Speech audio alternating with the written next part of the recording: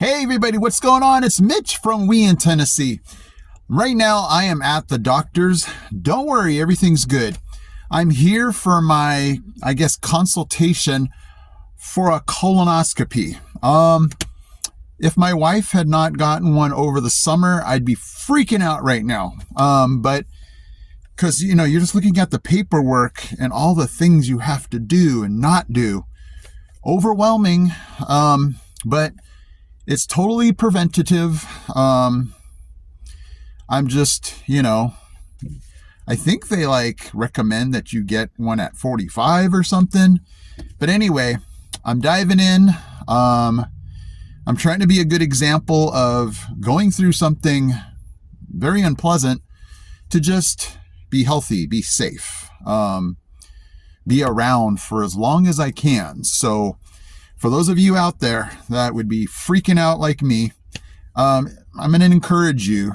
And, sometimes it's hard to go to the doctor, just like it was taking my car to go in. You're always afraid what is going to happen,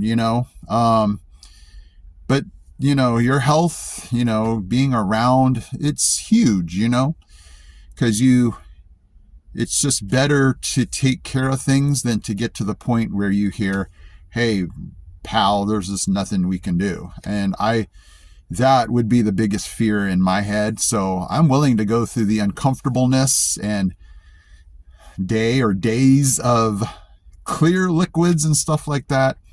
Bring it on. Let's do this so I can get the 10-year pass like my wife did. I'm like, are you kidding me? 10 years? And they say those people are pretty good. They're never wrong. And so I'm like, man, can you imagine getting a 10-year pass where you're just clear for that amount of time? I'm in it, I hope I get that 10-year pass. I'll put it on the fridge or something anyway.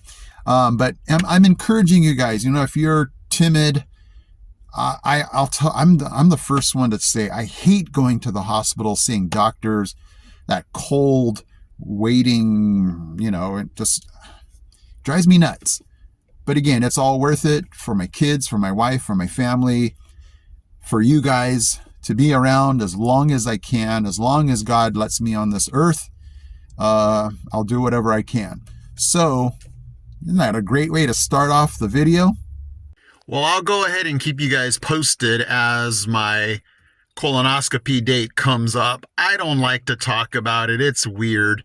But for those of you that, if I could encourage you to get checked up, make sure that your health is fine. I'll do it, even though it's awkward and it's, embarrassing. But let me go ahead and shoot to something that I'm going to be doing in the next few weeks. I'm going to be letting you know I'm 55, and I'm going to let you know some of the things that I have started or stopped doing ever since I became 55. And it's been, how should I say it? It's not, I hate cliches and saying groundbreaking, but it has just been eye-opening, and it just figures that it works for me. So the first thing I would say is I've become a box checker. If you don't know what that means, it's just like a to-do list, but I don't know. There's something about checking a box that, I don't know. I guess it's motivating for me. So every day I make myself on a little Post-it. I just make myself, I guess I could buy them, but I just make my own list of things that I have to do. Like it would bug me if I don't do it. And it feels so good. I feel productive when I can check things off because I don't know, not that I'm forgetful to the point that, well, maybe I am. If I don't have this list, we can get so distracted. Have you guys ever opened up your email and you're looking for a certain email and you get distracted by all the new emails and things like that? And so what it does, it just keeps me on the right track, and it helps me focus on the things that I really need to get done. And it helps me to, focus on those things and not get distracted by all the other things.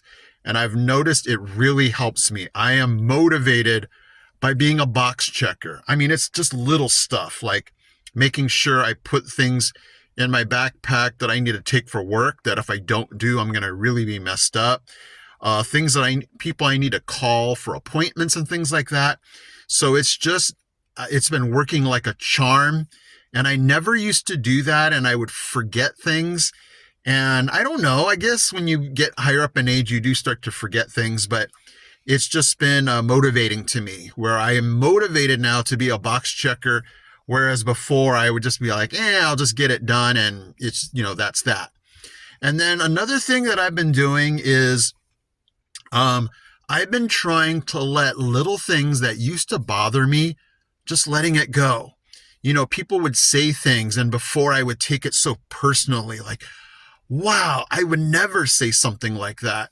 And what I have to realize is not everybody's like me, It's real easy to go, wow, I would never say something like that. I am thoughtful, I am respectful, but I have to realize, not everybody is the same.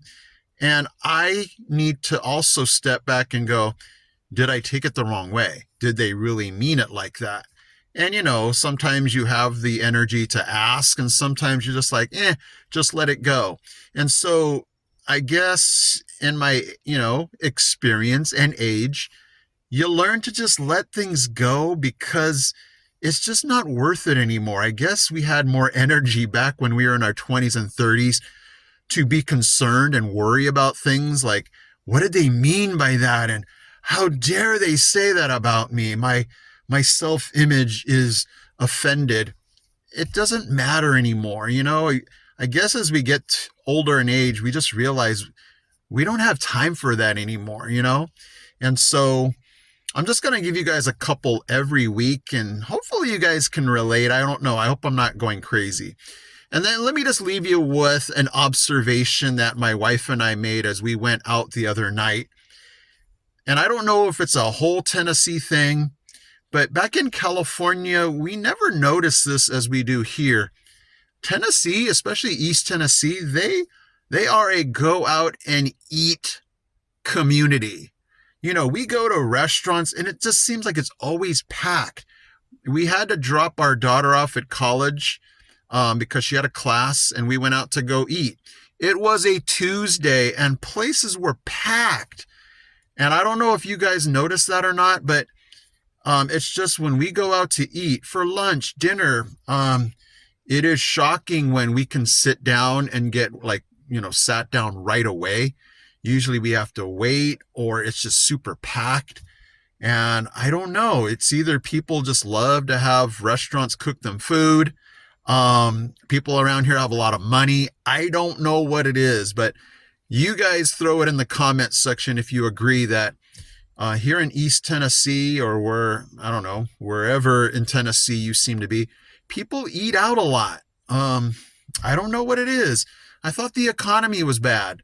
But maybe it's just folks that are, I don't see tons of families. Maybe it's just couples and things like that, where you can still get pretty cheap deals, So anyway, that's my observation from here. So thank you guys so much for checking in on a Sunday. I appreciate all you guys. Hit that subscribe button if you're with me. It costs you nothing. It's just your vote saying, hey, Mitch, keep doing what you're doing, okay? Thank you guys. I will see you in my next video.